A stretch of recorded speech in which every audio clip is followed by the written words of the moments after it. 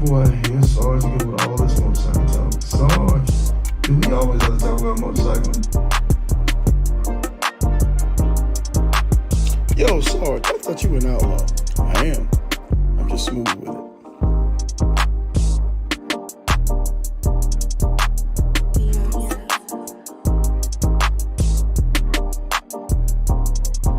Dear Lord, thank you for waking us up this morning.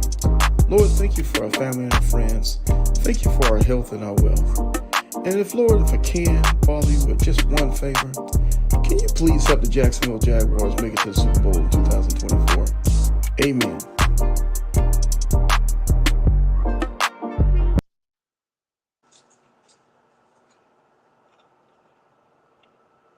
All right. Hey, man, your boy Sarge is with you on a Sunday, man. Hopefully everybody's having a great day, having a great evening.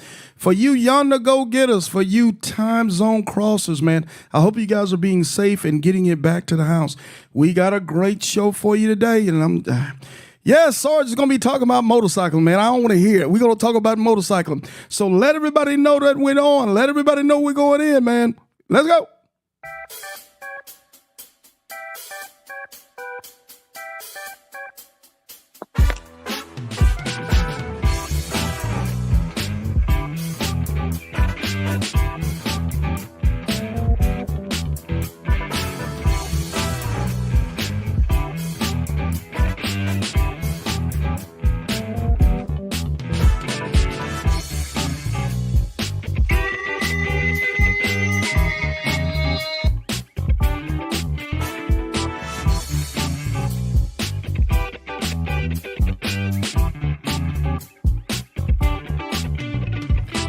Hey, man, welcome everybody to the Iron Elite Podcast Show, man.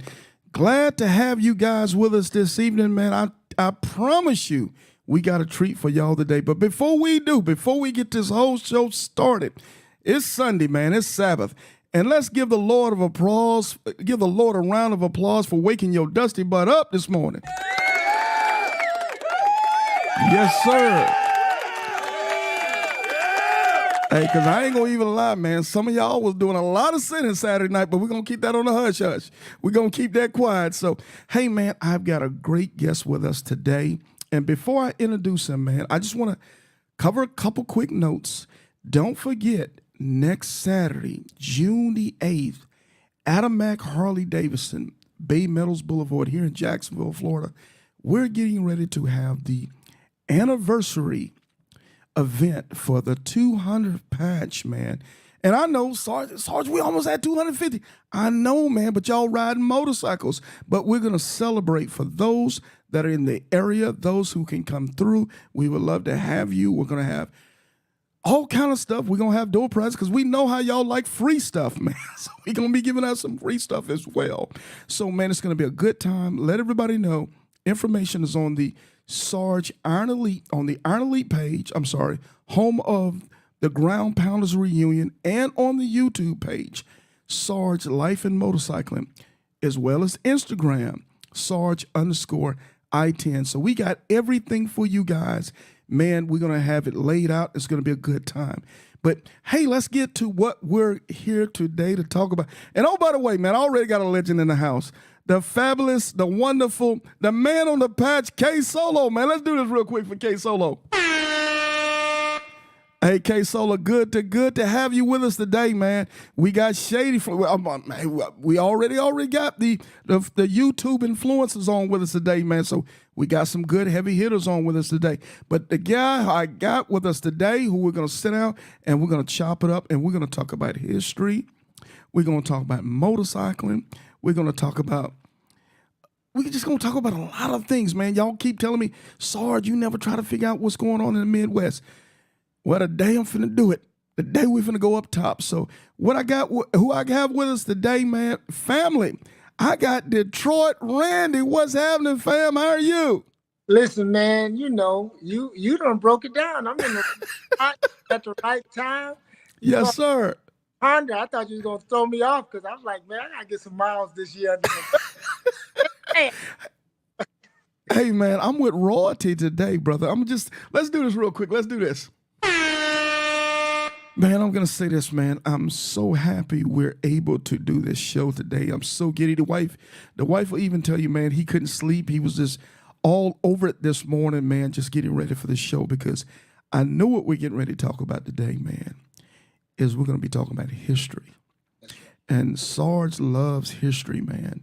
To understand how did we get to where we at today in what we're doing in this whole motorcycle genre, whether it's racing, whether it's going across the country, whether it's building bikes.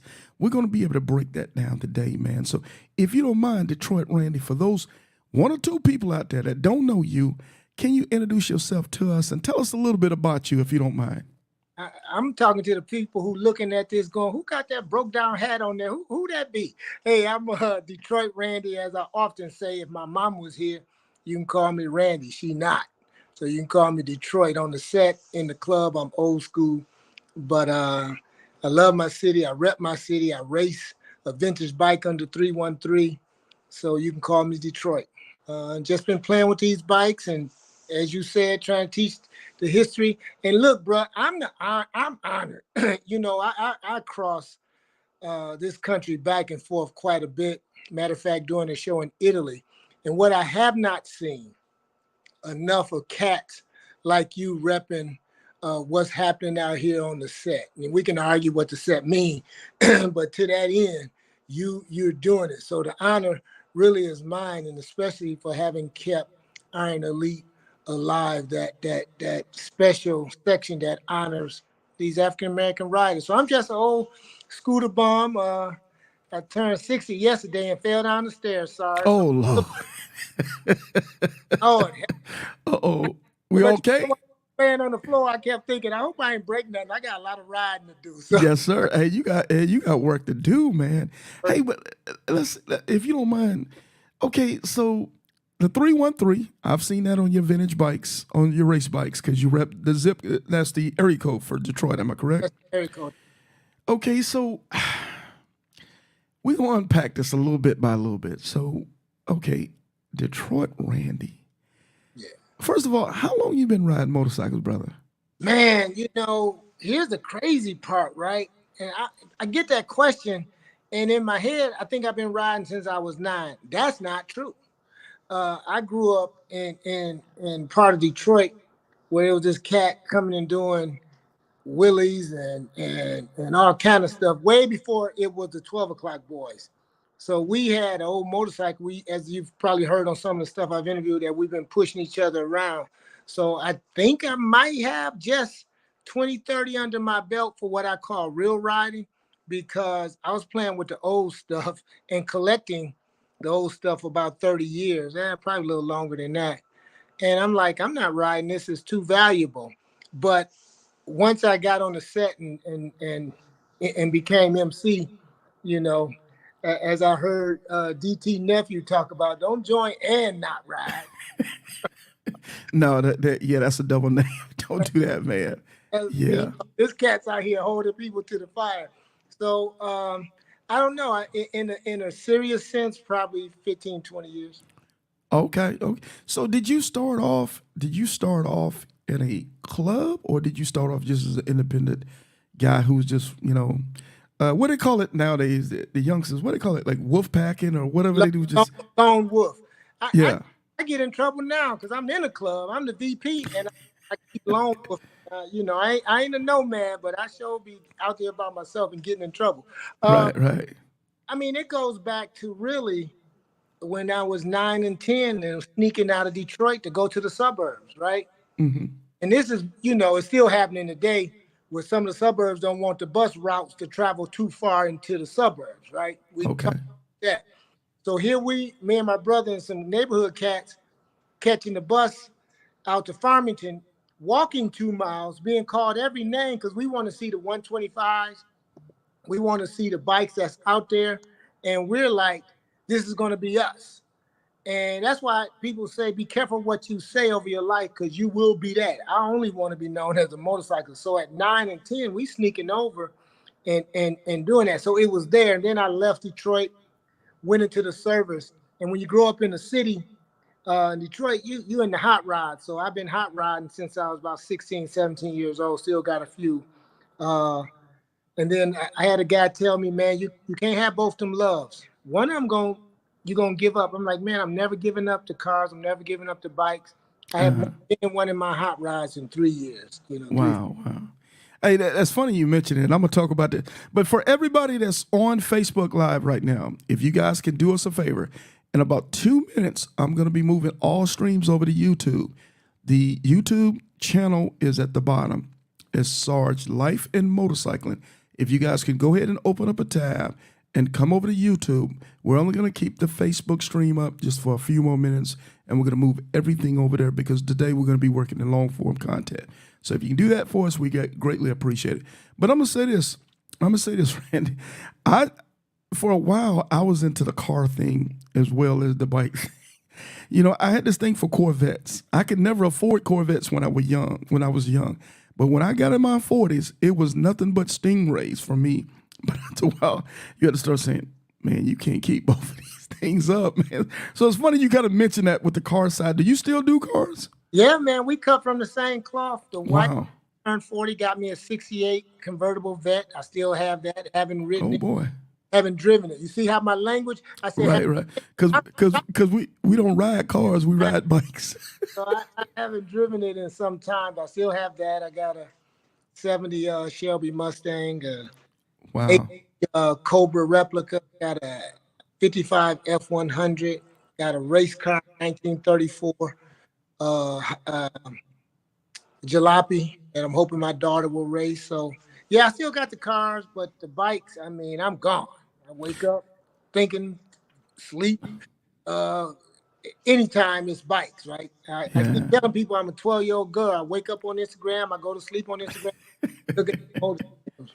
I tell you what, man, you got a heck of an Instagram page too. I mean, I've looked at your Instagram, and brother, it stays popping, it stays active. Thank you. So I appreciate that. I decided, my wife and I kind of 25 years ago decided we was kind of going to go on this mission of kindness. You know, I looked at the rate in which black men were dying from hypertension. oh boy. You grow up in the cut, you can't be at the bus stop talking about, hey, good morning, you getting thumped, right? Mm-hmm. So you walking around, and about 25 years ago, I said, you know what? I'm about to change the world one motorcycle show at a time. I'm gonna try to be don't always work. But it rewired my brain. I mean, I've gotten further in life by trying to be a nice guy than I have when I thought I was. You know, I've learned this. Anybody that's still a gangster over 50 never was a gangster. So ain't no old. Hey, I'm gonna tell you now, man. I'm over 50 and I ain't gangstering in nothing. Because one thing I know about Sarge, he don't heal well. So I ain't trying to do nothing physical. So no, I'm sorry. Go for it. What were you saying now? You're right about that, Sarge. I'm with you. We kindred spirits, brother. Hey, so let's talk about. Okay, so born and raised in Detroit, am I correct? That's right. Then left Detroit for just a little while to join to serve our country in the military. Am I correct? That's right. After military, you went back to Detroit.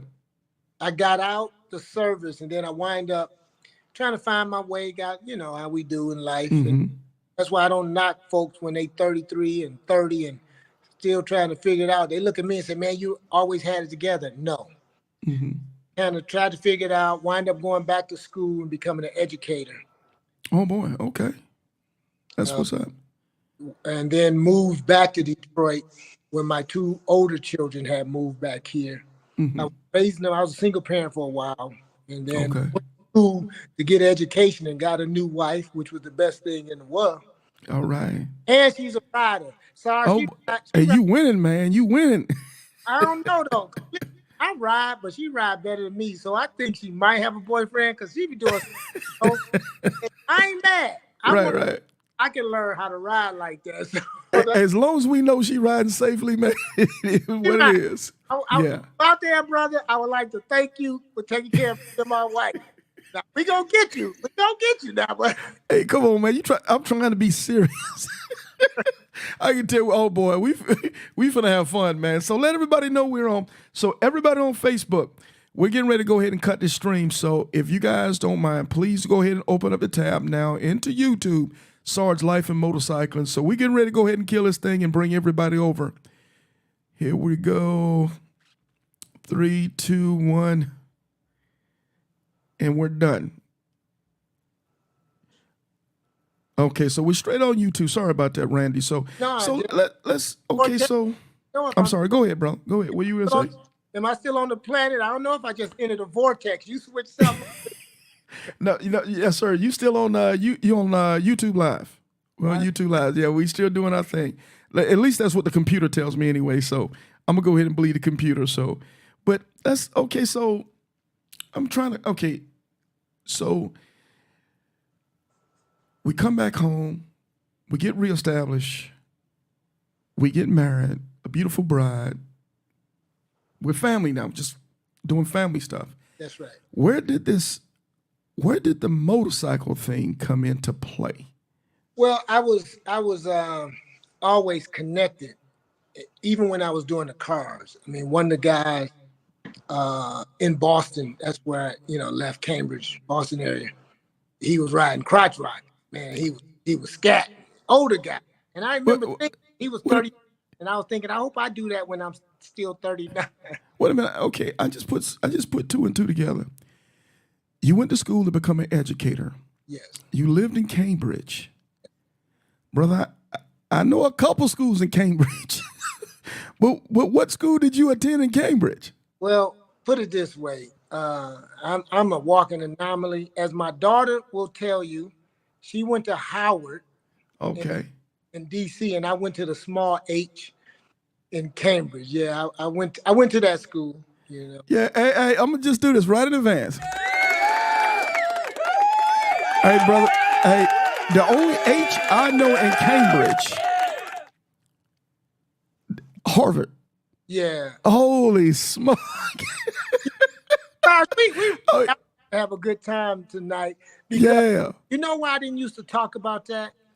Because the way I grew up in Detroit, it wasn't cool to be smart. Right. I always told I was a smart cat, but I wasn't trying to do that. And somebody guided me in that direction. And I actually told them I'm black and not smart enough to go to Harvard.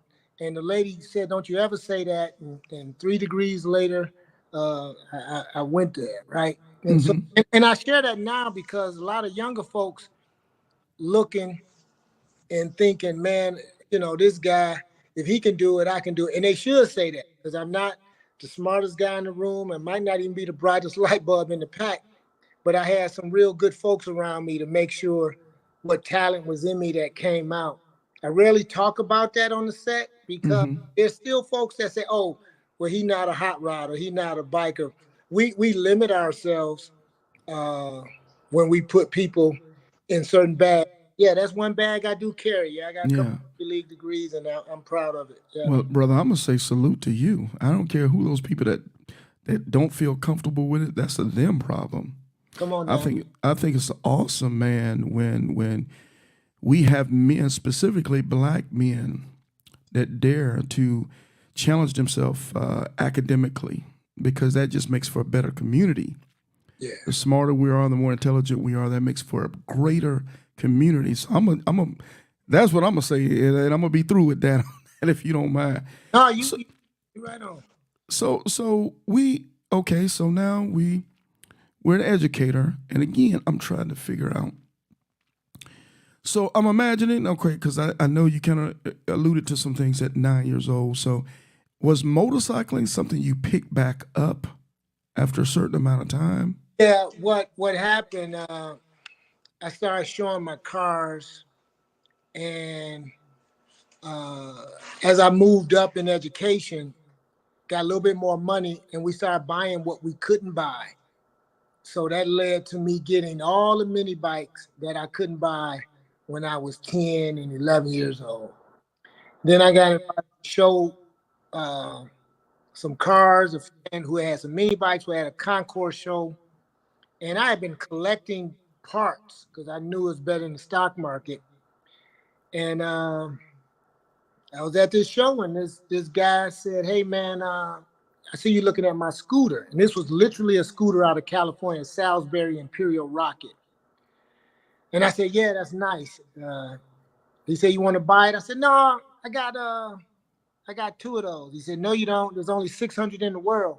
And I told him, I said, bro, listen, I don't know where the other 598 are, but 2 of them at my cut. So we started talking. I said, I ain't trying to buy one of those. I'm trying to buy the old Harley like, and I pointed at this 1929 Harley. He said, that's mine. I couldn't afford it. We become friends. We wind up seeing each other again in Indiana. And he said he was a VIP there, and I'm looking like, yeah, right. And sure enough, him and his dad had that long dollar. And but I still couldn't afford the bike. So the dad heard, oh, I see your Harvard ring. Did you really go to Harvard? And I said, yeah. So he said, you should get into politics. Nah, I ain't trying to do that. And he said, I can build a machine around you. So he started talking about building this machine. I said, no. Then he said, well, let's talk about slavery. I said, time out. Oh, boy. 2 things I don't talk about when I'm eating somebody else's food. Politics and Black history if you ain't standing on it, right? And he said, but don't you believe slavery was good for this country? I said, absolutely. Ooh. It built the country. And yeah, it did. From an economical standpoint, it was quite viable for the people who own humans as property. Never raised my voice. That man looked at his son, put his hand on my shoulder, and said to his son, man, I like this guy. I like how he flow. We're going to sell him that bike for X number of dollars. He lowered the price by $7,000 right there. Wow. Wow. Check it out, Sarge. No, I'm from Detroit trying to be hard. So I said, oh, man, I'm tripping. I ain't even washed my hands. Where can I go wash my hands? So he pointed to the restroom, and then I called my wife. We just bought a Harley. We just bought a whole So that started the collection of the high-end bikes. And it was really, like I said, if it was 40 years ago and somebody says started off a conversation like that, I know me 40 years ago how it would have took a turn. So, you know. So did you ever were you in the street racing? I was in the car street racing. Okay. I would like to say I won. I think I won once. So, you know, but as I get older and I be telling the grandkids, I be like, let me tell you about Pops when he you were winning all over the place. Winning. You were doing your thing. My trophy somewhere. I'll find it one day. I ain't got no trophy. You got no trophy? Hey. So, yeah, because like I'm trying to figure out, okay, for those that don't know, Detroit Randy has this museum. It's called the D.A.M, and he ain't talking about no cuss words either. Right. It's the Detroit's Antique Motorcycles Museum. Am I correct? Well, no, it's 2 things. So I own Detroit's Antique Motorcycles, and that's where I run my show. Anything I'm doing with regards to commercials or whatever might fall under that. And then I own the Traveling Black History Museum that travels all over the country talking about Black history. And I have artifacts back antebellum to present day. Holy smoke. So let's break them down. Let's break them down, both of them. Which one you want to start at first? You want to start at the Detroit's Antique Motorcycles? Yeah, we're going to start. Okay, let's start there. Let's go for that. So what was the brainchild? What brought this? What gave you this idea to do this? How did you start it? And where we're at now with it? So I've always wanted to do my own show with my own flavor, but it was enough shows. Wanted to do car shows or motorcycle shows. But I was mainly showing my bikes at other events around the country. And every time I showed a bike, inevitably somebody walked up and said, damn, that's a nice bike. Every time. So I said, I'm going to do something with that. Knew it was enough shows, but I'll be honest, some of the big shows, I just couldn't get an invitation. Don't know why. Had some serious bikes, couldn't get invitation. Wife and I talked about what my mother said. We don't beg anybody for anything. So that was the birth of D.A.M. So I kept saying, how can I use that in an acronym? And that's where it comes, Detroit's Antique Motorcycle Show, or the D.A.M Show. And that birthed it. And I start doing the show. We're entering our 6th year, probably about our 8th show, because we do shows in Detroit the 2nd Saturday of September. Then I pick one city somewhere in the country, and I take the show there. I take it on the road. And then this year we're starting out with international show. I'll be in Italy next week doing the show. And what I do, the wife and I, we invite selected builders, and the show is free. But to show a bike is by invitation. We're the only show in the world that gives a class ring for everyone who shows a bike. So no matter where you are, you can walk up and show your ring and be like, what damn show were you in? This was Frisco. And so we give a ring. And the reason why we do this show is because I'm trying to give back to the motorcycle community. It's giving me more than I'll ever be able to give it. And so we do this show, and I'm an anomaly. I'm one of the few black guys on the set playing with pre-1930 motorcycles. So I like to do mentoring as well. And some of that happens at the D.A.M show. We got a new cat on the scene, James Burgess out of South Carolina, racing a 1942 bike. He's going to show that at the show in September. So the wife and I, it's a family-owned business. We want to promote this two-wheel life. We want to promote the community. And I get to talk about the history of motorcycling while I do my show. So next, hey folks, if you got some money, buy a ticket, come to Florence, Italy, hang out in Florence, Italy. Yeah, this whole Detroit going to Italy. We're gonna do this brother ain't playing. This brother ain't playing. So let me ask you this. Okay, so these bikes, you find these bikes and restore them. Am I correct? I used to. Now I want them to look crusty. I know you got to run, but yeah, I'm doing a bike now. I got another race bike. I'm doing a 1926. Getting parts for that. I race a 29. I just picked up a 1944. And we search for the parts. They're out there. And then we race them. And at the show, here's the secret to my show. I really don't invite bikes. I invite people. Now, the bike has to fit a criteria. It's not brand specific. It could be a chopper. It could be a cut down. It could be a race bike. It could be fully restored. But once I get to know you, chat it up with you, you might get an invitation to bring a bike. This year it has to be pre-1994. We usually show about 30 or 40 bikes. Holy smoke. So I saw you, I don't know that if this was under, this might have been under something else, but you were out in Cali, I want to say in what, April? Was it April in the March where they were out there? I want to say you guys were in the high desert, maybe Victorville area. You were doing the races. Yeah. I saw that on the Instagram, man. That was wild Indian country, man, that you guys were running through. This is what I need you to do right now. Yes, sir. Take a flash. I got to make sure I'm not in the sunken place, because I was like, what am That I was- doing out here? Yeah, that was crazy, man. Hey, shout out to my guy GQ, man. I had so much fun. Man, let me just do this real quick, if you don't mind. Man, let me just say this real quick. Let me be rude just for a second. Man, I'm out in Slidell, Louisiana at the Unleash the Peace first inaugural event ride, man. It was a blast.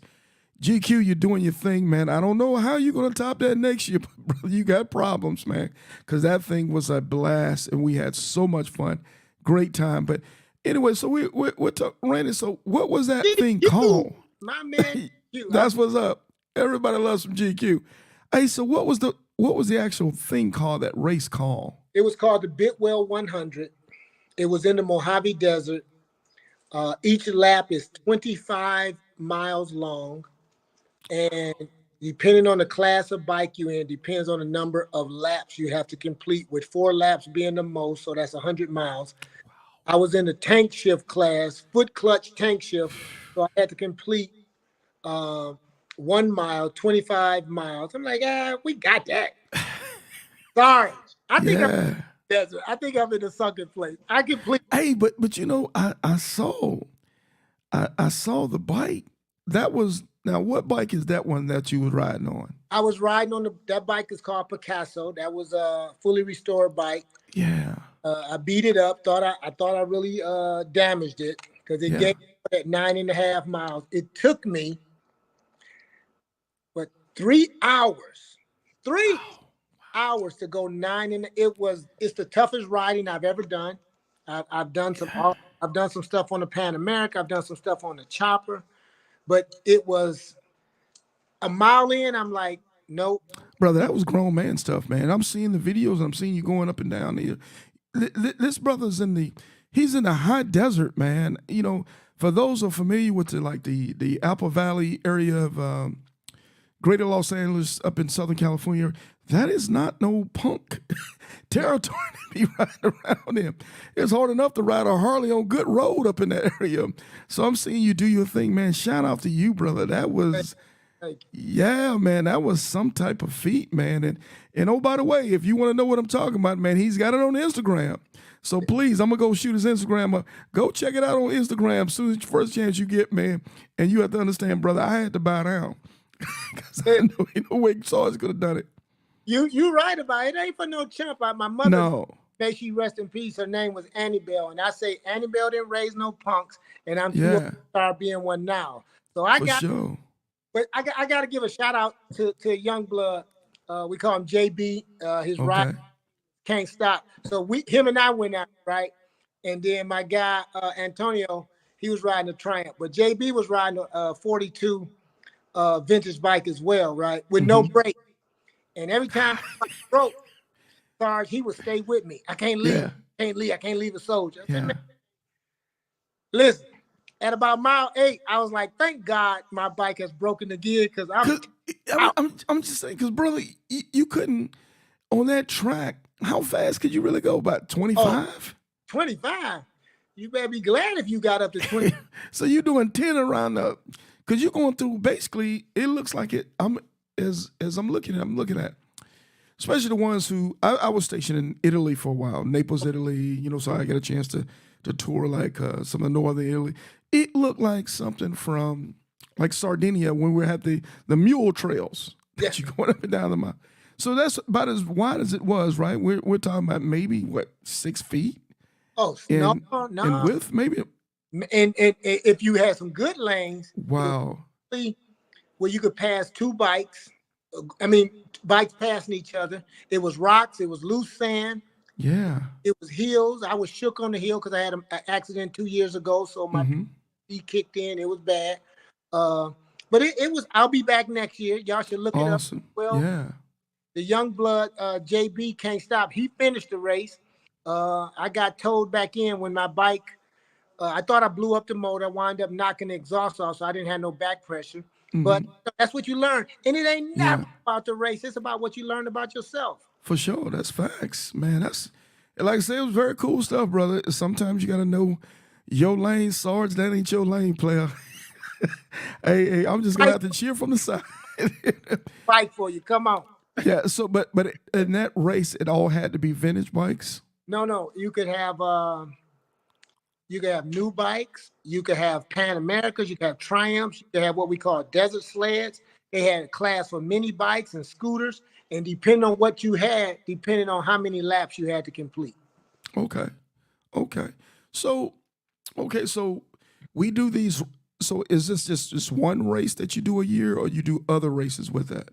Oh, I do other races. I do 8th mile, vintage racing. Sometimes on the beach. That's where all racing in America started, on the beach in Florida. Nice. Do board track racing with no brakes. Do that in Florida, in Tennessee. There was a group of black guys from 1913 to 1924. The Atlanta Constitution wrote about them, called them the Atlanta Black Streaks. And they were doing this back in the early 1900s. So I would love to say I'm the first to do it. Nope, I'm just reading history. But to be out there shifting the tank with no brakes, man, that's next level too. Shout out to you, man. Man, I'm embarrassed, man. I got a 2023 Harley Davidson Road Glide Limited, man. And bro, everything got to be working perfectly for me. I remember one time Miss Showtime, shout out to Miss Showtime from Southern California, LA. She's been in the game for 50 years, man. Oh, by the way, she's a Titan. And one time she said something to me, man, kind of hurt my feelings. She said, Sarge, I know all y'all be riding cross country and everything, but she told me, y'all be riding on these fancy motorcycles. You don't know what it was back 30, 40, 50 years ago in my day. And the bikes that we rode on, man, it's serious business. Yeah, You don't. No, go ahead, sir. Go ahead. You're right. We are trying to get a few folks together and ride some hardtails, maybe slight springs. When GQ is getting down for the get down, I think he's picking up a chopper. Yeah, I see. You just put that on there now. Yeah. Yeah. But we're gonna turn that. Yeah, he's right. Yeah, that's what's up. The MC set, I love it, wouldn't trade it. But before it was allowable for us, quote unquote, to be on the set, first of all motorcycling is a subculture. Mm-hmm. And then there's subcultures to that. And the black set had its own subculture. And one of the things that was prominent, that black motorcycle clubs showed up clean. Because if they showed up, they wanted to show out, right? And these cats were riding the hardtails, riding the tank shift. Matter of fact, I'll be spending time with Sugar Bear, who's the chopper king. He turns 85. He's the chopper king. This guy's been building choppers since the 50s into the 60s, and he's still building them. Wow. So the sister's right that we riding around in luxury. Yeah, we are, man. Yeah, hey, I don't care, man. I still like. I don't care what you say. But you know what? A cool vintage bike, man. Ain't nothing wrong with that, man. That's a beautiful thing. Because as I look at your bikes, man, I just think, wow, all the love, the care that he puts into this bike to make this bike look the way it looks. Even back then, man, as I just kind of look at it from afar, I think, man, there was some serious engineering for the day that it was in. That's you're talking about the 20s and the 30s, and then you look at the history of motorcycles. We're talking the effect that motorcycles had in World War II in Korea. Motorcycles was a big deal in that day because they were utility bikes to run messages forward of the lines. Am I correct? Oh, absolutely. And that's how the culture grew so big and prominent. When the wars were over, they had to do something with the surplus. So that those came back to the state. And a lot of time, if you were a courier on the bike and it came back to the States, you got to keep it if the war was over, right? Yeah. I mean, and look at Bessie Stringfield. Here was a sister that served did some work for the government, did some work for the police force, trained us how to ride. We make the mistake of saying Bessie Stringfield was one of the greatest black female riders. That's incorrect. She was one of the greatest riders of her time. Facts. When you look at what she did, even her cross-country trips in a time when the Green Book was still prominent, and you better know where the sunset cities were and so forth. And so we've been doing this thing. And then, like you said, when the war campaign had so many couriers, when it was over, we became riders. I noticed you said the Green Books. For those who don't know, let's take a couple seconds to talk about it. I know I think K Solo still keeps one. What's this Green Book thing? What was that about? Well, what was that about, bro? The Green Book was the safety net for black folks traveling across the country to let you know where you should not be lodging and food and where you should not go. That carries over into even today, right? I remember traveling to Georgia, to Hawkinsville, Georgia. We had a farm there, and in Dodge County, we still got property there. And my mother would make the shoebox, put the chicken in there, put the wax paper over it. Man, I'm showing my age. Yeah. Cake, put some bread, and then coming out of Detroit, we knew we couldn't go in the shoebox until we crossed the Ohio state line. Yes, who can last? That carried over from the Green Book days. I didn't have to experience the Green Books per se, but here was this book that told you where you could stay safely. Now, Bessie still riding in parts of this country where folks were being killed just for being black, and definitely was being dogged out for being black and female. And she had a green book. I've never seen anything documenting that. She just was a rider. But yeah, the green book kept people alive. Absolutely. Yes, sir. Sundown towns was a real thing in the South. It's a real thing. As a matter of fact, you mentioned Hawkinsville, Georgia. I think Hawkinsville, what is that? Is that just south or east of Macon? Yes, it's right outside of Macon, just Macon, Georgia, yeah. Macon, about an hour and a half outside of Atlanta. That property on Route 2 in Hawkinsville, Georgia, and I still got property in Dodge County. Yeah, I'm a little familiar with it because I was on recruiting duty in the Marine Corps, and my area was Statesboro, Georgia, and I covered, a lot of the small rural towns, Meadow, Georgia, Swainsboro, Millen, Georgia, real small towns, man, and I knew how it was. This was even in the 90s, man. It really was a throwback to the day. So, yeah, I'm very familiar.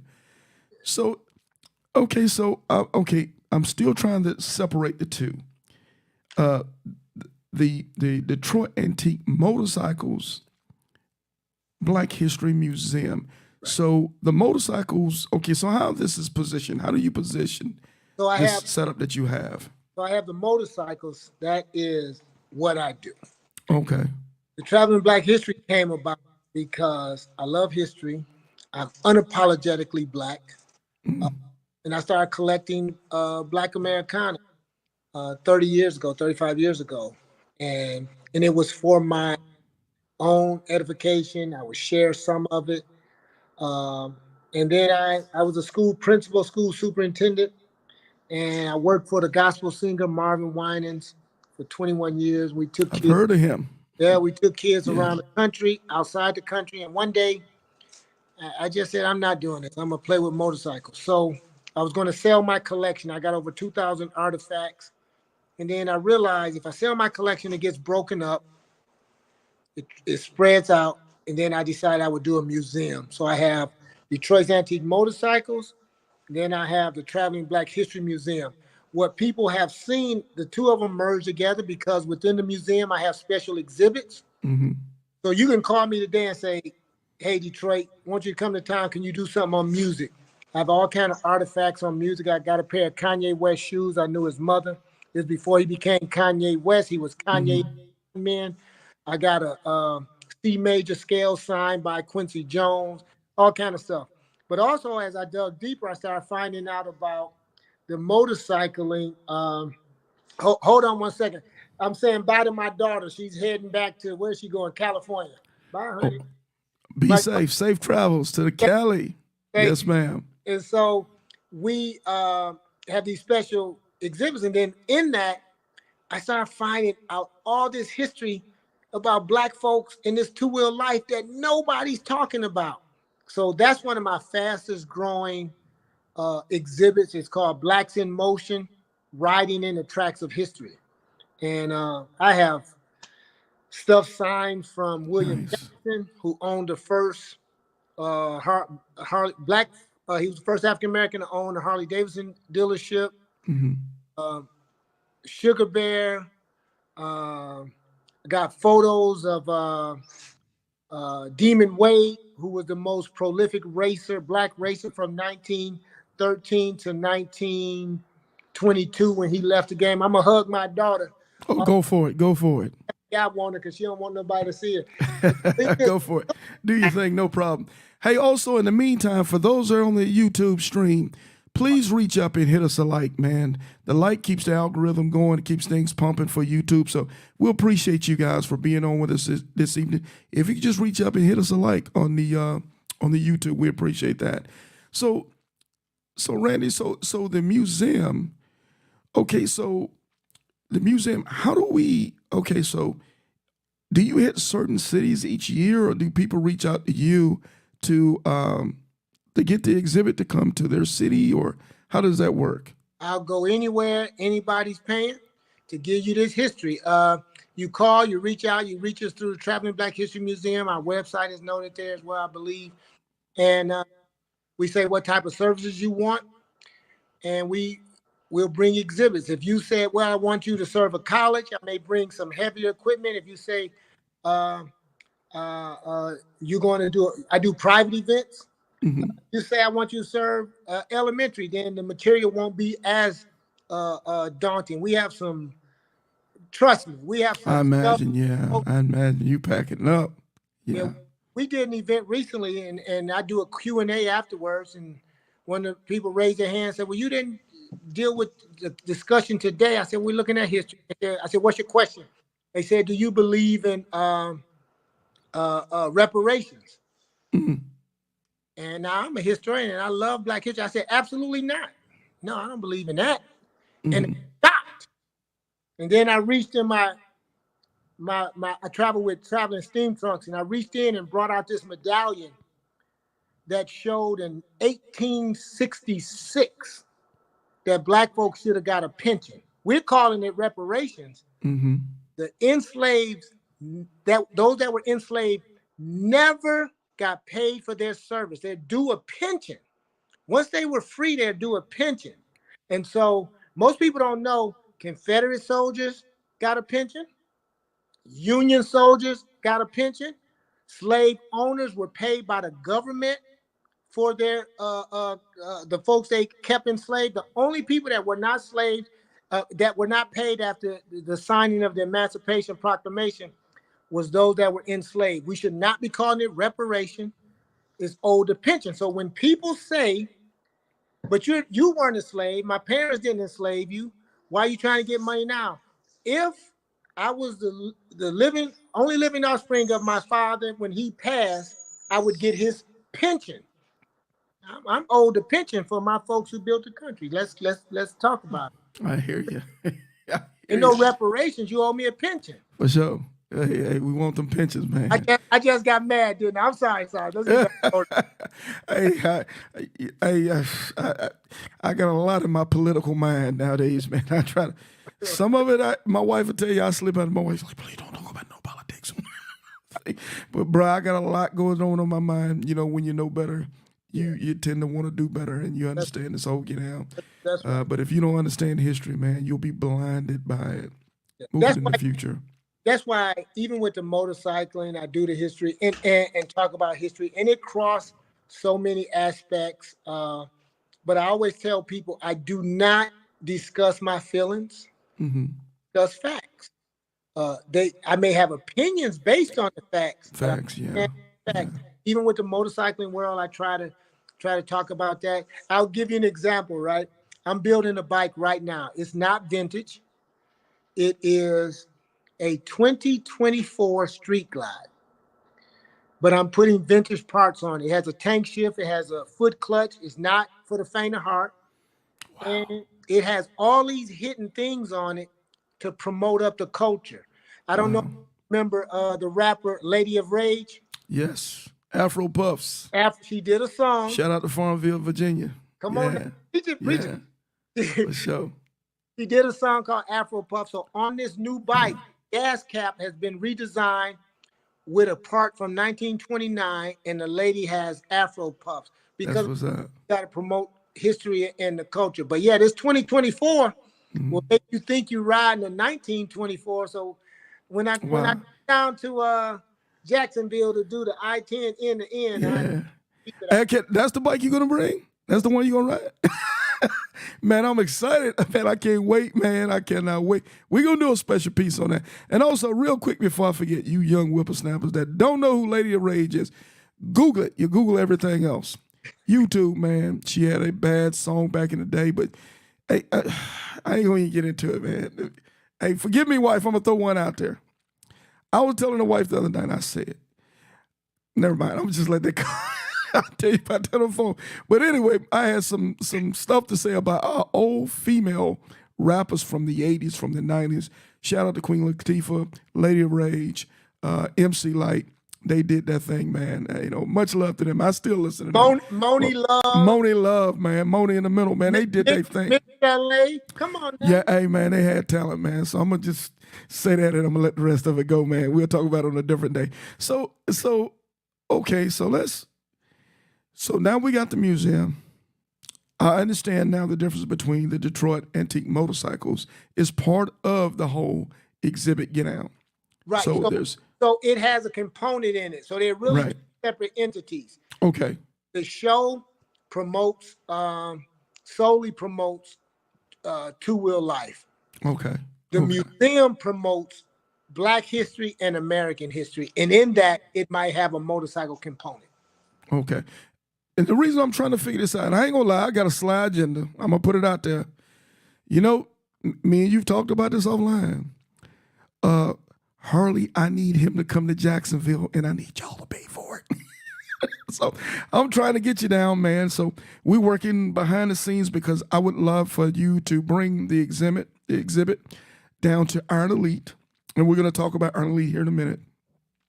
To bring down to Jacksonville, Florida, for us to be able to enjoy, to learn from the Black Motorcycle Museum and all the things that you have to offer us. Because let's be honest, a lot of us don't know. We really just don't know.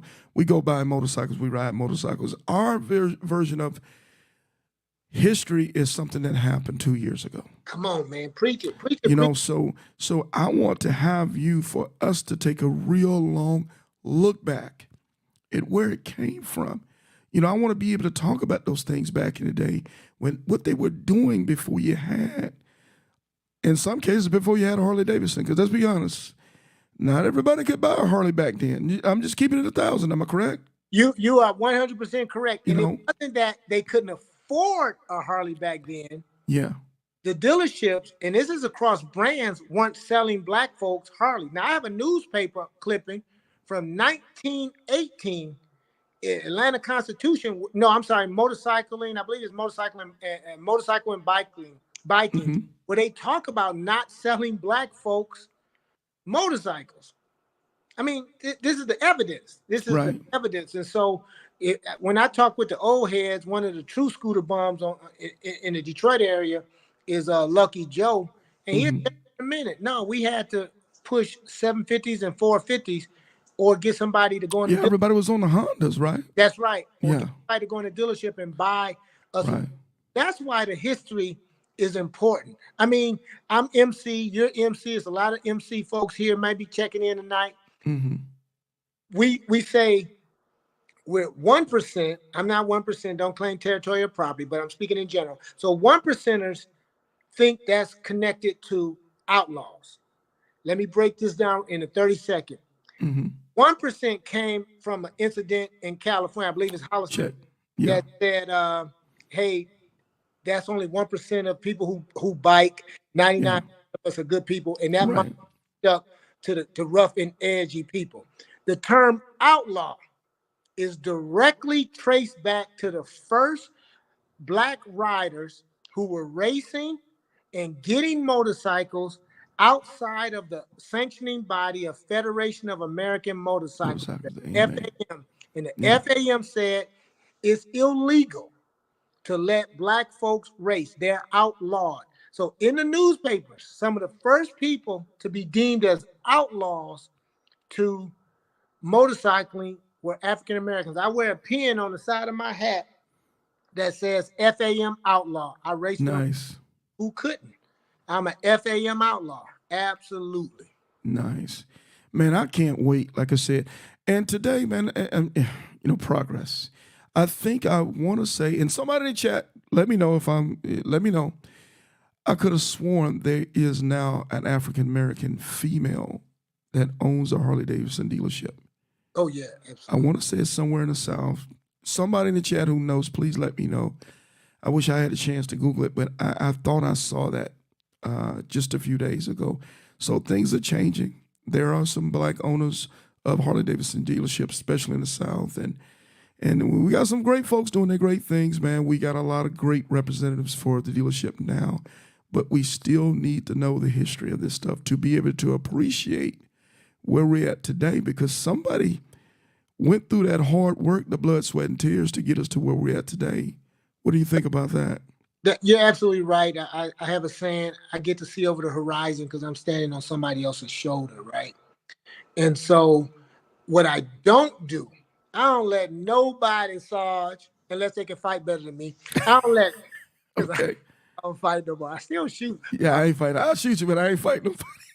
I'm gonna shoot you while I'm running. Yes, sir. And I'm gonna try to talk you out of. I don't want. I'm gonna try to talk my way out of it before I shoot you. Then I'm looking out the window for like Yes, a sir. buck. Okay, I'm coming. For So, sure. but I don't let anybody today say things haven't changed. Things have changed. Things have changed, man. Stop playing. We have to. Yeah. We got to get away from that. Yeah. I said I'm on this whole mission of kindness. Yeah. Nina Simone said it best, to have this sense of freedom. I'm trying to live where I'm not thinking about how people thinking about me. That's a level of freedom that Black folks sometimes can't afford. However, I now do what I want, when I want, and where I want. Facts. And that's part of that Detroit swag that'll get you in, and also the world. But I'm also trying to teach younger folks that. Now, don't do it with a degree of I don't want to say arrogance, because that's needed. You can't be a champion and not think you're a champion. But you have to do it with a sense of caring for the other person. I don't say humility. I challenge anybody who is in earshot of this to look up the word humble. You will stop using, oh, I'm being humble. Don't be humble. Go for it. You know, do it in a way where you're not causing harm to others. You know, see it in your head, believe it, and then do it in real life. You know, I tell people dream all the time, but you got to wake up and do it. But we got to stop saying things haven't changed. They have. Man, if you don't, man, things are big time change. Yeah. Big time. I'm gonna just say this, man. I'm gonna put it out there. I like where my life is at. Me and the wife talk about it all the time, man. Life is good for us, man. Life is good for us. And I encourage you guys to put yourself in a position where life can be good for you too. You preach. Look, I tell folks, I teach Black history. I wouldn't trade nothing for being who I am. If you go to my Instagram, you ain't gonna see a lot of folks that look like me, because there's not a lot of Black folks in the antique world. But them cats I'm with, they my brothers. Man, you got a great base, man. I see, bro. I'm telling you, when I mention you to people, man, nothing but great words to say about you, man. Man, you seen what he does, you know, what he's doing. And I see what you're producing, man. I cannot wait to see it up close. And I apologize, man, that I hadn't had a chance to make it up to Detroit even earlier. But, brother, I'm coming to Detroit. Lord willing, I'm coming to Detroit. Hey, you got an open invitation.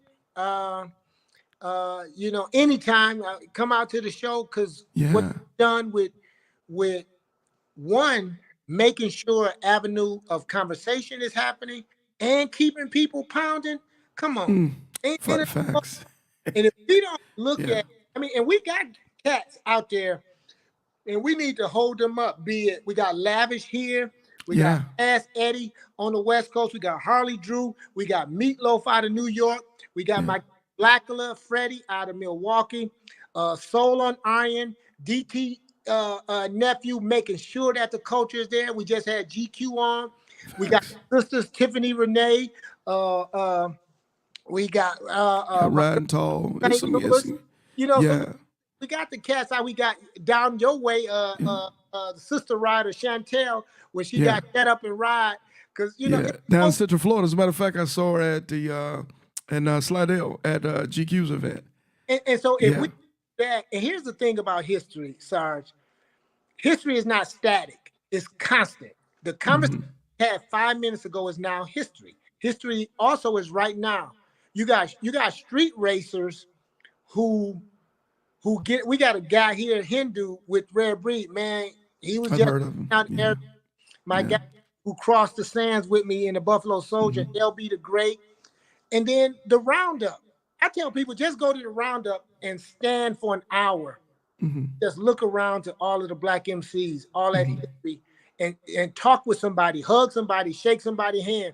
We got to get, you know, I know the Proc, I'm sorry I missed it, that historical get together where they say, look, let's call a truce. Let's figure out how we can stay alive and ride. And so then you got, I believe it's Portia Taylor with Black Girls Ride. Man, this folks, history is being made. Yeah, I'm And gonna I tell you. thank you for making sure that it's constantly being told. I appreciate that, sir. But I'm also gonna say this, man. I call him Batman. He's the man on my patch, man. K Solo.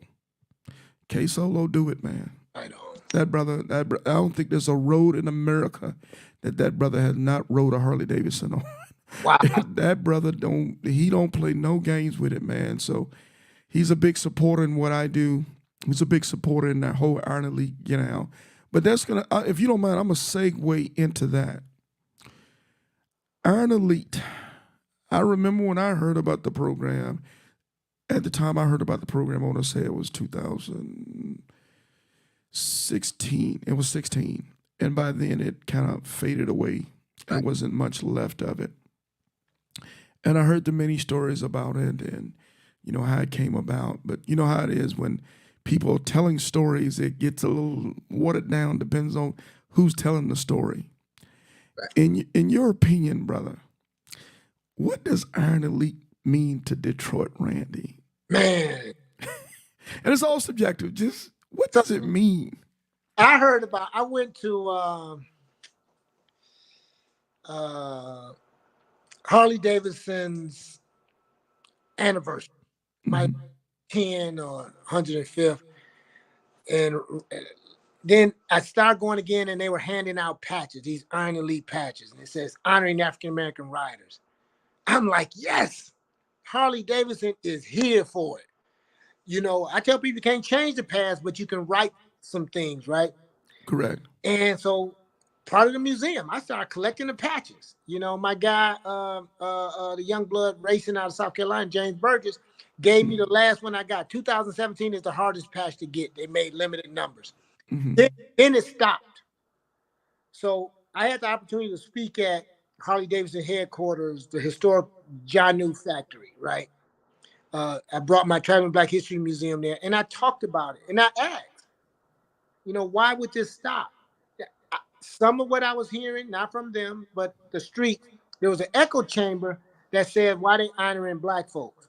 Harley Davidson has not survived this long by not being smart. I tell people some of the honor came from the volume in which we were buying bikes, right? Also, we've been doing this so long.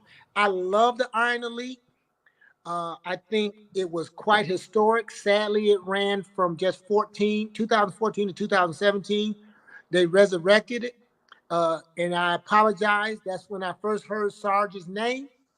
It's like, it's a brother down in Florida keeping the Iron Elite alive. He made patches too. No, Yeah. I just didn't. So I was having conversations from other people, and I'm not cut from that cloth. I'm like, listen, folks, I like to talk with my man directly, because I just knew if you were keeping this thing alive and they were honoring me by putting me on the patch, which still trips me out, They want to do the riding, the history, and so forth. I wanted to meet the guy who was keeping this thing alive. So they did a limited run of those patches. It's important that the Iron Elite, as it's sanctioned from patches and merchandise from Harley, come back. You've kept Iron Elite alive. And it is important. It is I Iron think it's very important. Elite. We have been doing this for a long Yeah. time. You look at Harley Drew, right? Here, I always tell people I wish I could find a picture of my grandfather who might have been in the bikes. But Harley Drew, grandfather was Pee Wee, who founded the Defiant One, who the movie Biker Boys is loose. Yeah, the DOs. So much. So when we talk about Iron Elite, to me, that's what it represents. Folks who've been doing this, paving the way, and making sure the history of Black riders stay alive, and to celebrate us in this sport. Let's do this. Man, I'm gonna just say, beautiful. I remember when, and I won't say no names. You and I know the back stories of it. And when we start all talking about it, when it was introduced to me about you, and I heard what you were doing, I go, that's a beautiful thing. That's a beautiful thing. Now we're talking history, Now we're talking riding. Now we're talking building the new generation of it. I said, it doesn't get any better. It does not get any better. Iron Elite to me are the guys and the girls who want to just ride motorcycles. They want to ride motorcycles the best they can. They want to be the best that they can while riding these motorcycles. They want to build a community of like-minded individuals. They want to thrive in each one, teach one, to make us all better at what we do. That's right. Kind of like the mission statement of the Iron Elite podcast. But it is my goal, Detroit Randy, is for you, me, and some more like-minded individuals, Case Solo, and some others, to build this platform up to something that nobody could have ever believed that it could be. Yes, It's not about, to me, a patch. It's not about a particular event. It is building a community of like-minded individuals, man. And that's my mission statement. So hopefully, Lord willing, when I leave this planet, Iron Elite will continue to move on after Sarge is gone. And it has to, because there are folks that's not waiting to step in any of our shadows. They're making their own, right? Mm-hmm. If we don't make a space, GQ just said, I still need my patch. GQ, I put that on eBay. Them patches going for $72.83. No, I got you. I got one for Sarge too. Okay. Hey, Samuel, he gonna pull up and grab it. Don't try it, GQ. He'll do it. Listen, He'll do it. but here's how that ties in. So GQ is gonna be one of the first stops we make when we leave Jacksonville. Right. So when you talk about Iron Elite, and Harley invited me to redesign and do a 2024 the way I see fit. So of course it's got to be old school. Then in chatting with you, Sarge, I'm like, what better way to run from coast to coast on this new bike than start in Jacksonville and end at Santa Monica Pier by doing the I-10 and I've never done coast to coast. Mm-hmm. I've run up and down. I've run in from Dallas to a party in Bisbee, Arizona, snuck into Mexico. I probably shouldn't have said snuck. I'm had a UN at my door. It was wild. Yeah. Y'all gotta go to my Instagram. You'll see. Just scroll back to around March of last year. You'll see we was cutting the fool. And so that to me is me tying into your history and coming down to Jacksonville and riding. And then when you look at my page, you're gonna see a lot of folks that don't look like me. Mm-hmm. And them cats are my brothers. They love the history. Be Yeah. it Tom Banks, Sean Jackson. I got a cat I rode with, and we did some crazy riding and slept out in the desert. Call him Danger Dan. He lives by that name. Yeah, it's the real deal, right? Mm-hmm. I got a scorpion ring. It's not because I'm a Scorpio. It's because by the time I left that ride, I was called the Black Scorpion because I was How about scared. that? I was scared of the scorpion, but that's a whole nother. Yeah. So that's stuff Yeah. about keeping the history. I would love to talk with K Solo because he probably got 2 or 3 books in him. You know, Yeah. Look, I'm nervous. GQ just said I'm gonna pull up. I just said GQ, I ain't fighting no more, but I shoot. No, pull up.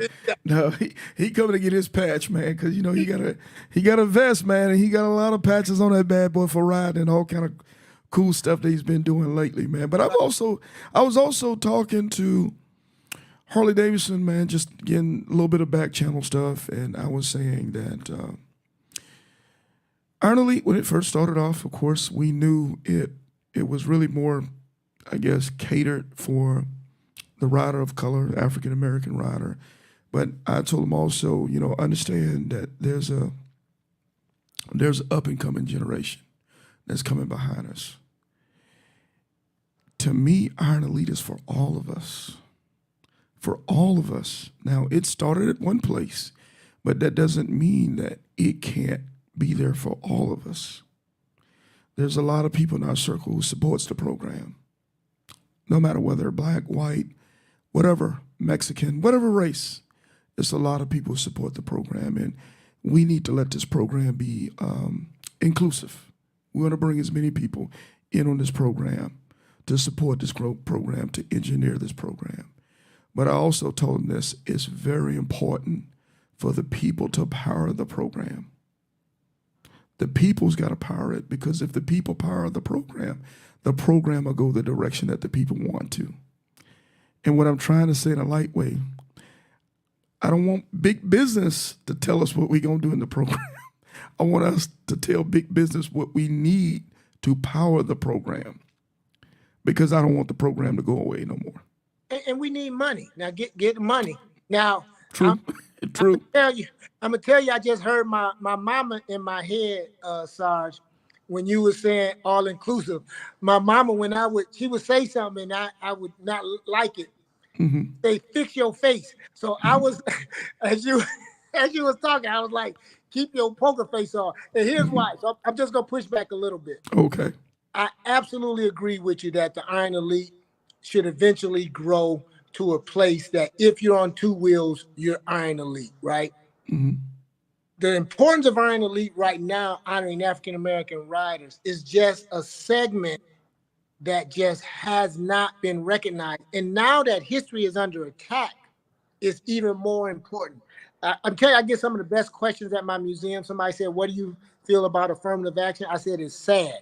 It's neat, but it's sad. And they said, why? I said, because anytime you have to affirm somebody, that means they haven't been affirmed and someone else has been affirmed without ever having to say it. So Iron Elite, for me, was making sure that it affirmed a history that was left out. As that takes a foothold, then yes, it should get to a place where it's inclusive. I agree with you. Someone says, aren't you going to be glad when you're not known as an African-American rider and just a rider? Oh, I'm always be an African-American rider. I'm never going to not claim that thing that made me who I am. There may be generations where that isn't a conversation.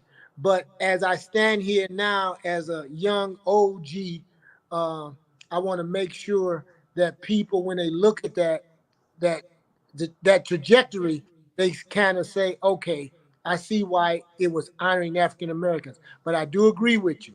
As the program branches out and grows, those that respect and understand that history also will find a way to be included in that history. Because Black history is American history now. 100. Matter of fact, you took the words out of my mouth. I don't even talk about it as being Black history no more. Black history is American history. That's right. Period. To say Black history and then say American history means to separate the two, like there was two separate histories. No, there's only one history. And I'm also going to say this is what I love about the program is I look at the program as being a tree, and it could be a tree of many branches. Again, it could be a branches of the greatest motorcycle riders today. It could be a branch of the street racers. It could be a branch of the history of African Americans when we're dealing with motorcycling in itself. It could be several different branches that's coming from this one big tree. But it really is up to us on how much enthusiasm we want to have for this thing, how much energy, how consistent we're going to be. We can't have the microwave mentality. Okay, what's next? What's next? What's next? We have to build this thing, and we have to be consistent. Yeah, you're right. I tell people when they come to my show, if you leave my show and you haven't gotten one or two new friends in this motorcycling world, something's wrong. Ouch. The purpose of our show is not for you to look at bikes. We want you to see the different bikes. We want to grow the community. When I'm going to Italy, and you said it best about the still being of the people, I have not gotten a big sponsor yet, and part of it because I won't give over my mission statement. And my mission statement isn't about making money, even though, as I heard it said, money is second to oxygen. You need it. But it's really about spreading the love. Italy trip, I'm paying for, and I have individual sponsors, but it's really to go over and show what we've been doing in the States and promote two-wheeling. I'm hoping you make it. Anybody that's listening can come to Florida. I might have a surprise for you. Everybody want these rings, and it's hard to get them. Yeah, GQ actually told me that he's trying to work a deal where he can ride a bike over there. I hope be able to get across the country. So I hope he can, man. I hope that thing work out. I hope you guys have an awesome show over there. again, man, I love it. Again, I mean, I can go so many directions in this thing, but I choose probably not to for this particular podcast because you and I have spoke what we spoke, behind doors. But again, the beauty of the program, I'm excited to see the future of the program. I think we as the people, again, we have to fuel it. We have to be enthusiastic about it. And the beautiful thing is that we don't have to have one branch. We can have multiple branches to this tree because, again, we know we have motorcycle riders who love the racing side. They love the street racing. They love the history behind it. We got guys who love riding long distance across the country and doing their thing. We have guys who love the mechanical side, the gearheads. We have guys who just want to hear the history, hear about all the different things that that was going on 40, 30, 40, 50 years ago. That's the beauty of the whole thing, man. And brother, I'm telling you this, I'm enthusiastic about the future because I know we're going to do some great things with the program, man. I know we are. Absolutely. And I can't wait till you get down to Jacksonville for this 10. I'm telling you now, that Southern I-10 is saying this. Come on, man, and get your whipping. It's gonna be a hot player. Sorry, that's why I ain't talked it up because it might do me like the Mojave Desert. I haven't even told too many people. I'm like, I'm trying to see my man's, but look, I'm gonna try to push it. So it's about 4 of us right now. Me, James Burgess out of South Carolina, one of my sponsors and partners here, Blue Bike Mike, and his partner out of Michigan. So we're gonna come on over to Jacksonville. That's awesome, man. That's awesome. I can't wait. But I'm gonna tell y'all this, man. One day at a time. Just one day at a time. don't worry about nothing else. Just one. Hey, all you gotta get past is that day. Matter of fact, sometimes you have to break it down one gas station stop at a time. Come on now, you. I just want to make sure I don't get arrested riding around in swimming trunks because I hear. Hey, you might not get arrested, but you're going to get filmed. I'm going to tell you that now. I might start me an OnlyFans, IT fan, so I can swimming truck gets the money. I'm a hustler. I'm a hustler. Hey, I'm going to tell you what, if you OnlyFans that, man, you're going to change the game. I'm going to tell you that now. Mad respect. So let's do this, Randy, because I know we can't keep you on forever.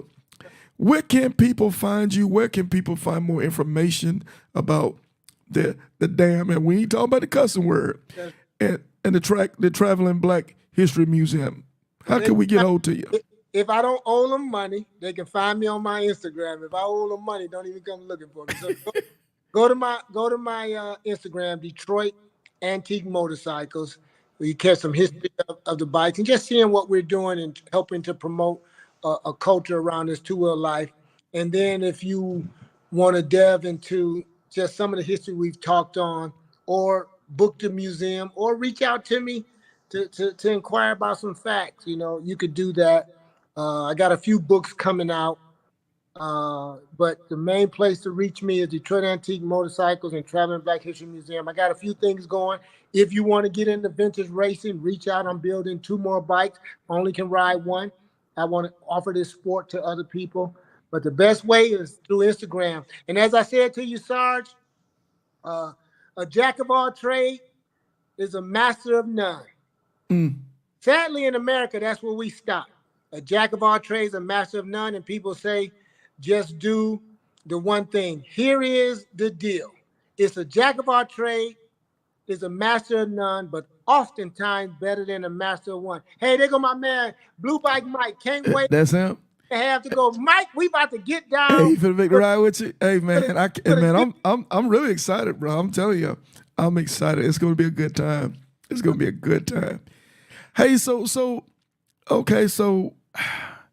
are y'all making any other stops before coming to Jacksonville? You gonna hit South Carolina and a couple other places? All right. I don't want to say this because I don't want DT nephew to put me on blast. Okay. We're gonna. I'm not riding from Detroit to Jacksonville. We want to bring 3 bikes because the riding from Jacksonville to Santa Monica is a show bike I'm building for the Born Free show. I'm building it under Harley Davidson for Born Free. So we're going to bring those bikes to Jacksonville, and we're gonna hammer from Jacksonville to Santa Monica. My man coming out of St. Louis, JB, not out of St. Louis, excuse me, out of South Carolina. And so the first stop, we getting in there that next Thursday. Is that next? No, I'm sorry, I'm in Italy next Thursday. We're getting there the 13th, and then Friday we're gonna see you and we're gonna hammer, and then we're gonna push hard to get to GQ, and we're gonna stop along the way. So folks, do this. If you on the I-10, send me a message and say, "Bruh, fall through, stop in. We got something. We want Man, that's a great thing, man. That's a great thing. Matter of fact, there's quite a bit of I-10 to the end. We have I-10 to the end ambassadors, man. I have right now about 15 of them, and they're my stormtroopers on the I-10. They are not going to let you pass by without them pulling up on you, checking in on you. And if they don't hear from you, I'm telling you now, Randy, they're going to be, Sarge, where Randy at? Where you at? I ain't heard nothing this morning, Sarge. He's good. I'm telling you, man, the most loving folks, guys and girls, they're going to make sure going across that 10, man, I promise you it's going to be pleasurable. Listen, let's make it a party. I got some stops I'm gonna make. Like I said, we're gonna do stop at GQ. I gotta see my national president, Motown, of Buffalo Soldiers. Facts, okay. Everything else, yeah, wide open. It's crazy, man. As a matter of fact, if you guys, and I'm gonna hit him up. He's Steve Winters. We call him Big Win. He's Buffalo Soldiers as well, out of El Paso. And my brother is actually running for mayor of El Paso, Texas. A great, great guy, man. When I go through, man, I get a chance to hang out with him and the boss, all those Buffalo Soldiers down there, man. So it's a great time, man. You're gonna be flooded with a bunch of kinfolk. I'm gonna promise you that. So I'm gonna say this real quick. Hold on, I'm sorry. We got kinfolk right here. I got Slide. Yeah, that's Chris. Just gave a shout out. Yeah, that's what's up. Well, right. Yeah. Hey, Slide, I can't come see you. I can't get off of I-10 because that'll be breaking the rules. But so where's Slide? Where's he stationed out of? Where's he based out of? Out west, but I believe northwest. Correct me if I'm wrong, Slide. I might get permission and dip on up north. And shout out to him, man. I'm telling you, I reached out, told him I needed some things, man. He took care of that thing for me quickly. No excuses, no extra tongue salads or what do they call it? Word salads or nothing else, right. Man. He took care of it. Next thing I know, ding dong, had a package in the mail. And I'm going to be doing some cool giveaways on Saturday, man, thanks to our good folks there at Harley Davidson, man. So they've been doing some cool things for us, man. We have to consistently keep this program going strong and let them know, hey, man, we ain't going away. Iron Elite ain't going away. So y'all get ready for us, man. We're going to keep pushing. Hey, any last words for us, Detroit Randy, before you pull up on your boy? Any last words? Yeah, I'm about to pull up. Hey, I want to give a shout out to all those cats who were in Daytona. As much as we teach the history and the things that wasn't happening, like I said, some things changing. Harley Davidson had me on the set in Daytona during Black Bike Week. Listen, we had some old bikes there. The scene was lit. We got to find a way to, one, make sure, promote what we're doing, promote this sport, because this is a sport. This ain't a hobby for a lot of us. This is our lifestyle. This is what we do. You know, you may have another job, but this is what we do. So I say reach out. If you haven't been to one of my shows, come on out, give me a hug, handshake, share the love. As I heard it said, if we can hate for no reason, we can love for no reason. So, you know, we want to get down for the get down. And the last thing, I got a few places I'm going to be, and I'm letting folks know we've been tricked. I grew up being told we don't go to Sturgis. We go to the Roundup, and that's where I went. If you don't go to Sturgis, you missing out. I'll be in Sturgis at Sugar Bears. Man, I'm going to Sturgis, man. Bump that. Because I just want to see something different, man. I don't care what y'all say. Come on. Because I want to see something different. Yeah. It's the deal. So Sugar Bear is out of Sturgis. And like I said, he's turning 85. And the Tuesday, I'll end on this. The Tuesday after Sturgis officially kicks off is the meeting of the Longfellas.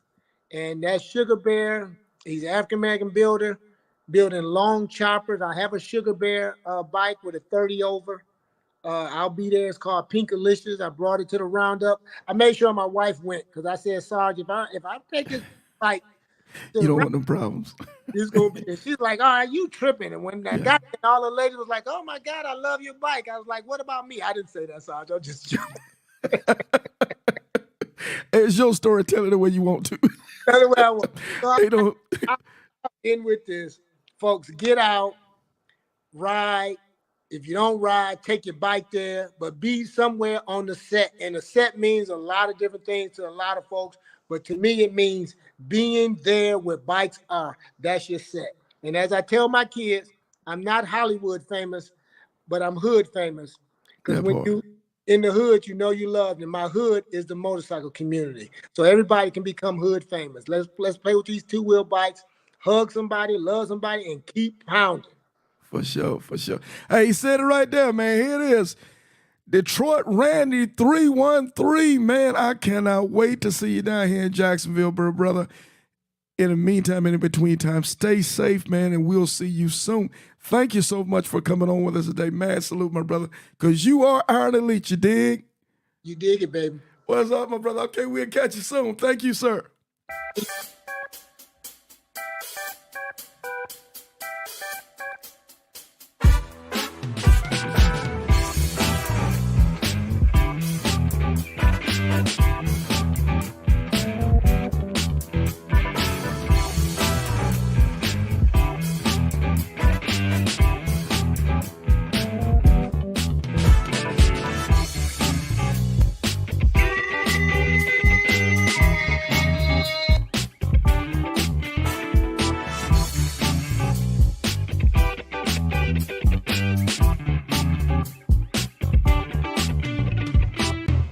Hey, man, there you have it. The great Detroit Randy, man. We appreciate him for coming on and speaking with us a little bit today, man, and kind of breaking this whole Black motorcycle museum thing down, man. More to come with him. We're going to work now. I'm telling you now, Sarge is working hard, and y'all need to help me. I'm working hard to get Harley Davidson, to get my man in the motorcycle museum down to Jacksonville, Florida for the Great Iron Elite event. February 8th, 2025, man. So it's my mission, it's my goal to get him down. So right now we're in the preliminary. Everybody's speaking good. Everybody's speaking positively. So y'all keep praying up and y'all keep shooting this information to Harley Davidson. Say, we need Detroit Randy to come to Iron Elite to Adamak Harley Davidson next year. It's important what he does. It's important for the community. So we're going to work that. You guys work the back channels. Let's keep this thing moving. Let's go ahead and talk about a couple things real quick. For my riders, Killeen, Texas, Do Dirty, him and his crew coming through. They will be heading to Jacksonville. They should be here on Tuesday. I'm telling you now, my guys, hydrate, get ready. The girls from Win Sisters out of Southern Florida, out of Miami. The ladies tell me the 10 is hot, hot, hot. And it ain't playing. They talking about devil's underwear hot. So please, fellas, prepare yourself well. We're going to receive you guys into Jacksonville. We cannot wait to launch you guys off on the I-10 to the end. I have another crew coming out just a few days after them. Just get yourself prepared. Please go through the videos. Feel free to go on the Iron Elite page and just review all the post interviews that we did just to make sure that you're ready to rock and roll so we can mitigate any risk out there on this highway. It is no joke out there. It's grown man, grown woman stuff. Also, tomorrow I'm going to have Nurse Tiffany, a.k.a. Icy, and we're going to have her on the podcast tomorrow at 11 a.m. Eastern Time, June 3rd. It will be on the Iron Elite page as well as YouTube. And we will be talking heat, dealing with the heat on that bike coming across the 10 as it pertains to pre-existing ailments. So for some of us who might have, diabetes, high blood pressure, other different ailments, how heat can serve to exacerbate issues that you might have that are pre-existing. So she's going to break it down to us. Nurse Tiffany, you know, she makes sure we stay good and make sure that we need to know, she makes sure that we know what we need to know before we get on that bike and riding long distance, man. So stay tuned for Nurse Tiffany tomorrow, 11 a.m. Eastern time on the YouTube channel, Sarge Life and Motorcycling, as well as the Facebook, Chris Houston and the Iron Elite, home of the Motorcycle Elite, or the Ground Pounders Reunion, home of the Ground Pounders Reunion page. So we have those guys on. So with that being said, man, please take the time, if you haven't done it already, to subscribe, to like, to comment, and share the channel, man, so we can build the channel up and get bigger and stronger so we can continue to get this great content out to everybody out there who loves to ride motorcycles, or, by the way, a person who loves a person who rides motorcycles, you dig? So again, we're going to go ahead and shut it on down. Hopefully everybody's having a great Sunday. And in the meantime and in between time, let's keep it motorcycling, you dig?